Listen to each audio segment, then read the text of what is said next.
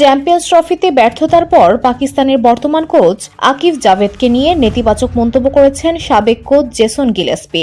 Gary Kirsten ও তার পদত্যাগের পেছনে বর্তমান কোচ কলকাঠি নেড়েছেন বলে অভিযোগ এই অজি কিংবদন্তির, যে কারণে আকিবকে জোকার বলেছেন তিনি। জানিয়ে রীতিমতো তোলপাড় পাকিস্তানের ক্রিকেট। ধুলো, ময়লা ও ক্ষতিকর ধূলিকণা থেকে নিমিষেই মুক্তি দেয় চৌধুরী এয়ার পিউরিফায়ার। এর শক্তিশালী সাকশন ঘরের কোনায় কোনায় লুকিয়ে থাকা সকল ধুলা টেনে ফিল্টার করে এবং বের করে আনে নির্মল ও স্বাস্থ্যকর হাওয়া।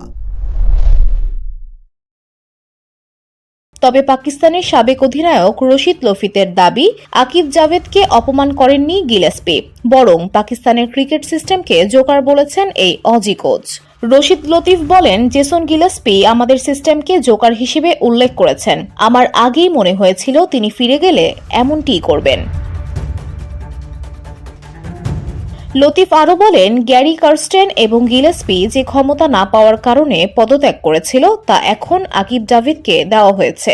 আমরা আকিব জাভেদকে নির্বাচক এবং প্রধান কোচ উভয়ই করেছি।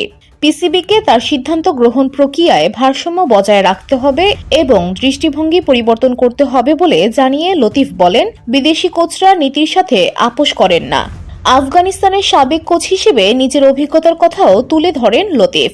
বলেন, আমি যখন আফগানিস্তানের প্রধান কোচ ছিলাম তখন খেলোয়াড়রা প্রধান কোচকে বাবার মতো সম্মান করত এবং তার কাছ থেকে শেখার চেষ্টা করত।